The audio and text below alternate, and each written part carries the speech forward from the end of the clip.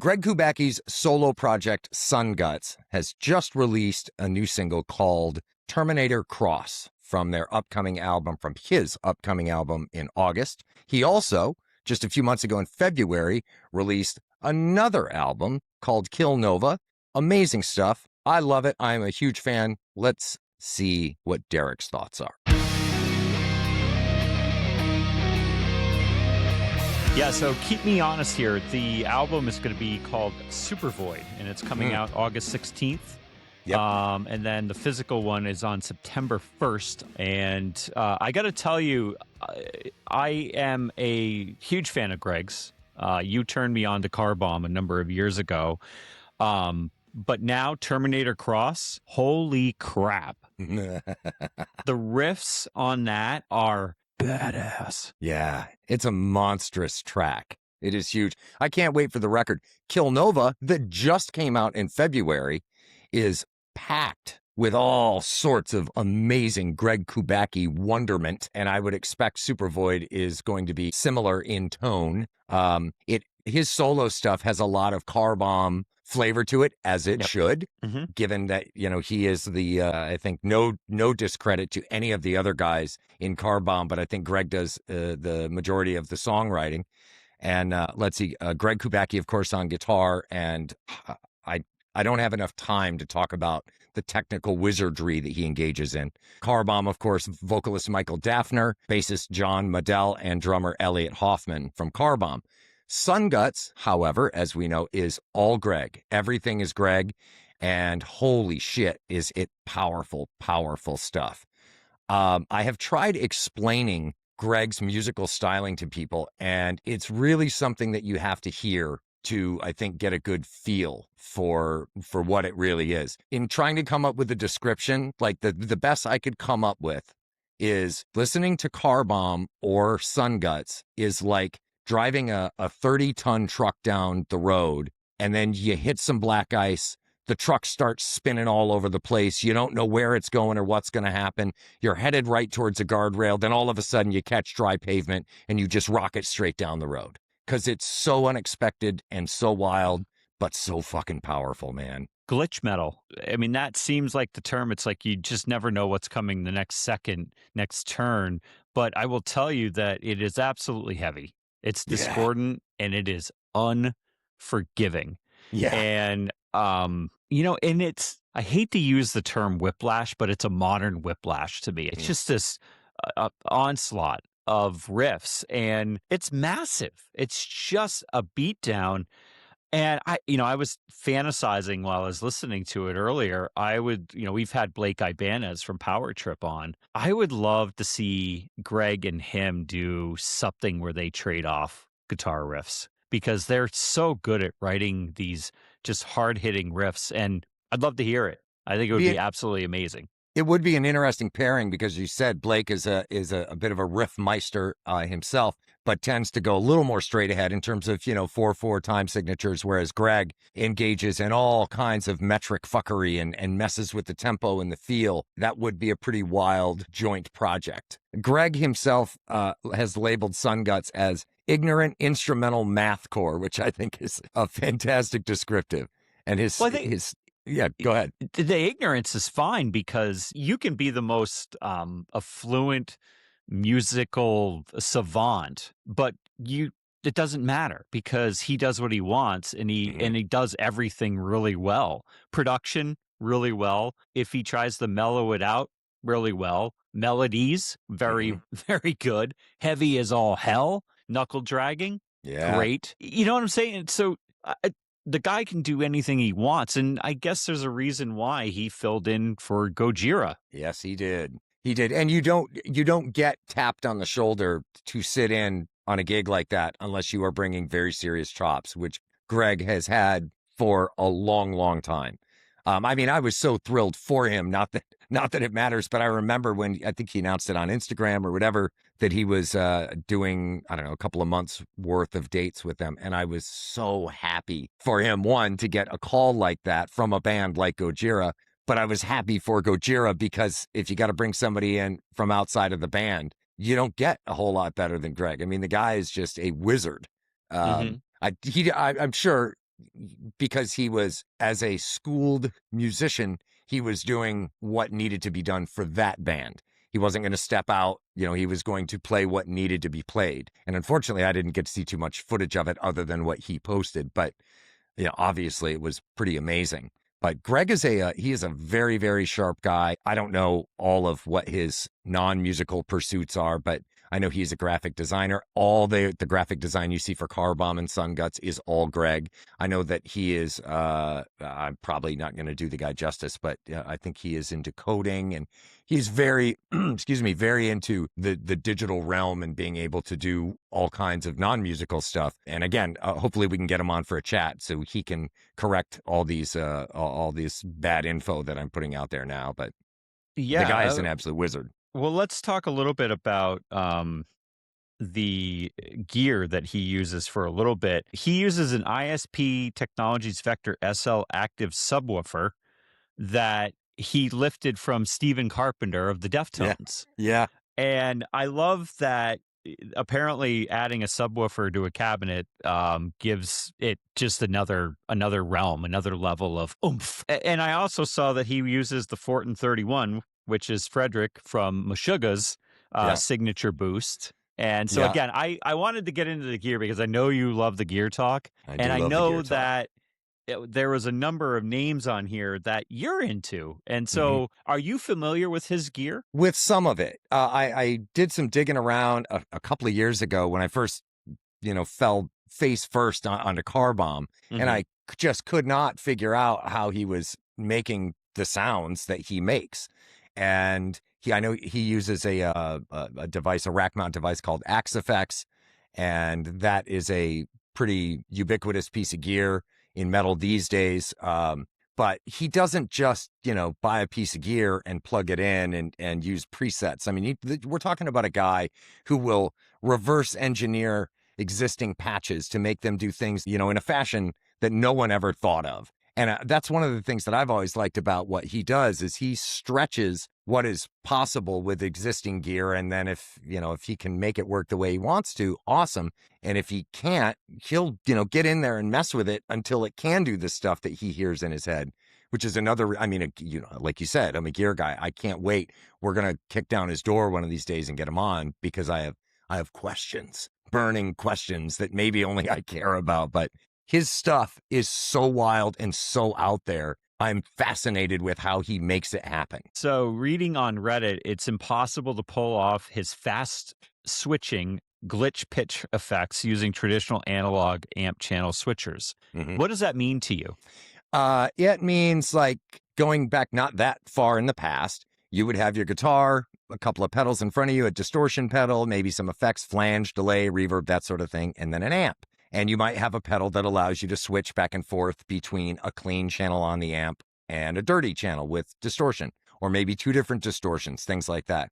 The gear that's out now, though, makes that stuff possible. And I think Greg just exploits the ever-living hell out of it. And again, I don't pretend to know exactly how he does it, but it is done using very modern gear and taking that gear, specifically like the Axe Effects pedal as a starting point, and getting into the guts of it and figuring out like, how can I make this far, far more extreme than anyone ever planned it to be? I think I'm doing him justice in terms of just the Axe Effects. There's a couple of playthrough videos of his that are out on YouTube and on the interwebs that show him, literally like have a camera trained right on his feet on this pedal board that he uses. So you can kind of get an idea of what he's doing when these changes happen, which is awesome. My fear is that if we do get him on here, it's going to be a long conversation just because I'll have to be very heavy-handed with the edit. Otherwise, it could be 3 hours of me asking about, one specific effects patch he uses. And that's fine. I'll take a back seat.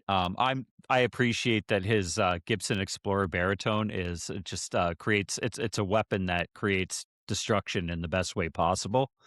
So and again, I wanted to do the research on what is the weaponry that he uses, because I just was grinning from ear to ear. The first time I heard this track, I was just like, what the hell? Like, and then I just started fantasizing about who could put vocals over this, and who could he team up with? And then it went down the rabbit hole of what is he using?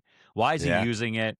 And how does he use it? And I have no freaking clue how he uses it and how he uses it so well. But for those of you out there that are new to Greg and to Sun Guts and to Car Bomb, you're welcome. Yeah, it is. And Terminator Cross is a pretty cool entry point. Like, if this is the first track of Greg's that you've heard, because it's kind of representative of the stuff that he puts together. But if you like thrashy kind of stuff, I think this song starts out fast and thrashy and gnarly.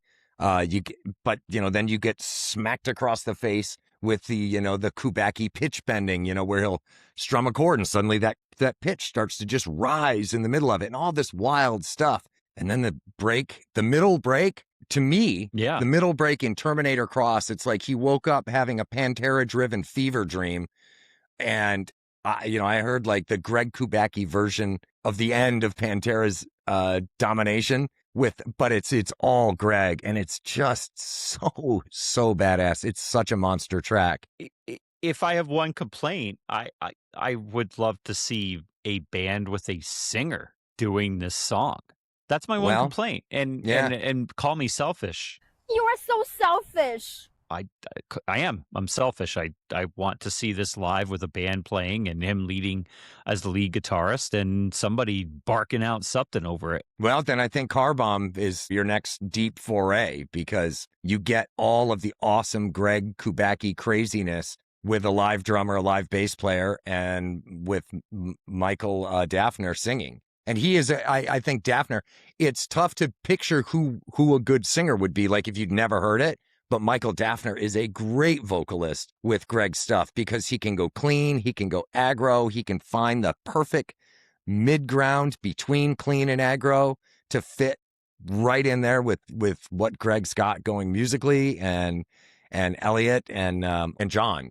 So yeah, I mean, you owe it to yourself to give any of Car Bomb's stuff a listen. Well, and this leads to another question. You went out, you left your house. Which you never leave the house because nobody likes you. Yeah, not once, but twice. I left the house last week. Yeah, it's amazing. And you actually got invited by your wife, who weirdly likes you, and your sister, who weirdly likes you. And then our mutual friend took you to Weird Al Yankovic. Yeah. And then a couple days later, you went and saw Dave Matthews. Did. Let me ask you, could Greg go and play any of this music, any of Dave's music or any of Weird Al's? And let me ask you, could he elevate it to a whole nother level? In your opinion?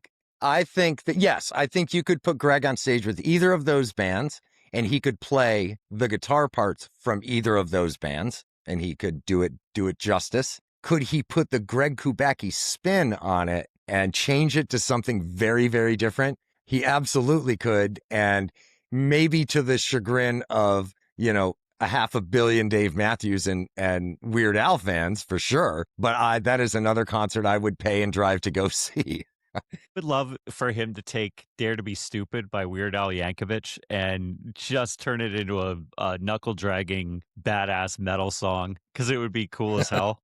And I've been listening to that song for years on Transformers the movie and laughing hysterically about it. And it's still funny, but I would love to hear what he would do with it, because he turned it into something amazing. Well, I will tell you, when the opportunity to see Weird Al came up a month or so ago, our mutual friend said, hey, they're coming around, and Puddles, the pity party clown, was the opening act. And if you don't know Puddles, he is a pretty wild cat too. But I thought, yeah, hell yeah, let's go see Weird Al. I mean, it was literally 15 minutes from my house. No shows of any value come 15 minutes from my house, as you know. So it's like, hell yeah, let's go see Weird Al. And I was not prepared for the Weird Al concert experience. His fan base is huge, and they are rabid fans. And it was quite an experience, man. I mean, it was, I don't know, like a 2.5, almost 3 hour set, and Weird Al can still kill it. He still gets up and performs really well and performs the songs, true to form. They're really strong. The band is the perfect band for Weird Al.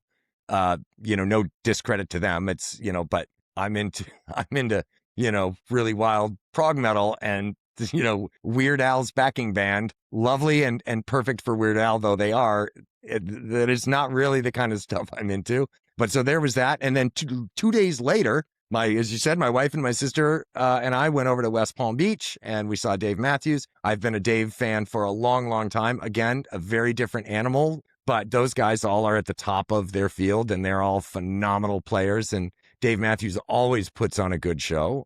So it is fun to step out of the stuff that you're really deep into every once and again and be reminded that there is good music out there that is not in your chosen genre. Hey, we're going to do a little something different tonight.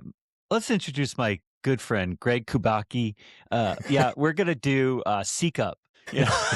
Can you imagine imagine Greg walking out with Dave Matthews and just destroying the stage. You seek up an emotion and your cup is overflowing.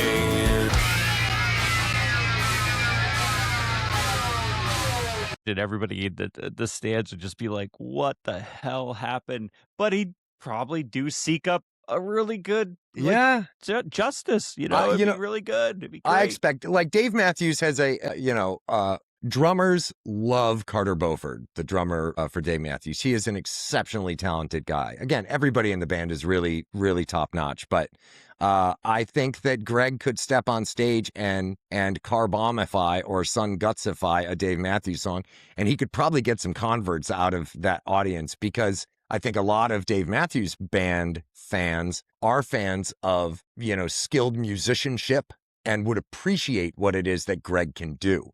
So you know what? I may have to shoot him a message when we wrap up with this and put the challenge there to him that we're going to have 4 people who are anxiously awaiting a Greg Kubacki version of Gravedigger or something like that. Yeah. Well, listen, I too am a Dave fan. I met him a few years back. It was weird. My roommate was friends with this guy, Victor, who worked for Red Bull when Red Bull was just really starting to get going. And Dave Matthews was somehow involved with Red Bull. And then he did like a PBS special in New Jersey, and we were invited and we went backstage. And then Real World New York was there filming and meeting Dave Matthews. And so he got done. Yeah, after the show, after this PBS special, he met all these assholes in Real World New York, and then came over and he's like, he goes, "You guys aren't going to be weird, are you?"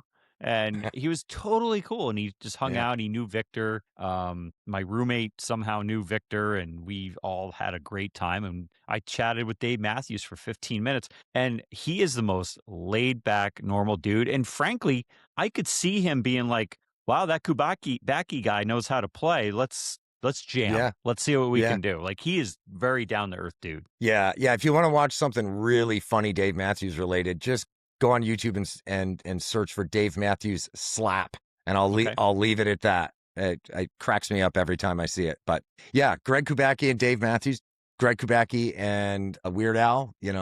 Put Greg with anybody, and he's gonna, if not elevate, he's gonna match it for sure. But this Terminator Cross is so gnarly, as is Killnova. I spent a lot of time listening to Killnova since it came out, and a lot over the last week or so.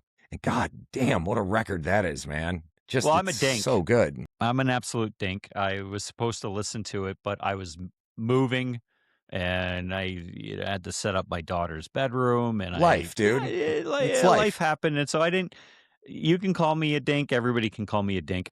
I did not have time to listen to it all the way through and be able to comment on it. But I did have it on in the background, and it was definitely an ebb and flow of heavy, melodic, just everything that you could possibly think of in terms of, I would say that Greg showed off on that record. Yeah. And he's probably going to show off on Supervoid as well. Yeah, which this is the venue for him to do that. This is all Greg. Everything you hear is Greg. So he absolutely should. And I applaud him for it. I think it's fucking amazing. And I can't wait to get my hands on the full length. Yeah, well, I'm glad that he spills some sun guts for us, because it's badass, and I'm a fan. I like it. It is. Yeah, it's great. All right. Well, we could go on for another 20 minutes about his equipment, or him playing with Dave Matthews or Neil Diamond, and how, whatever, but we're not Winger. Winger. Kip Winger and Greg Kubacki. I love it. The thing is Kip Winger actually is a pretty good musician. It's just he wrote a shitty song about being a pervert. He made some bad choices, but everybody was making bad choices when Kip Winger was relevant. Yeah. You know. Yeah, well, there's a lot of white powder going around, too. So. There was all kinds of shit going around back then. I mean, I certainly didn't engage. No, you know, me neither. Pure as the driven snow. I was too young in the 80s to do such things. But I will say, though, that at 10 years old when I heard Slayer, it corrupted my mind, and I think in the best way possible. I couldn't agree more. All right, dude. Well, on to the next one. Whenever that happens, dude. See ya.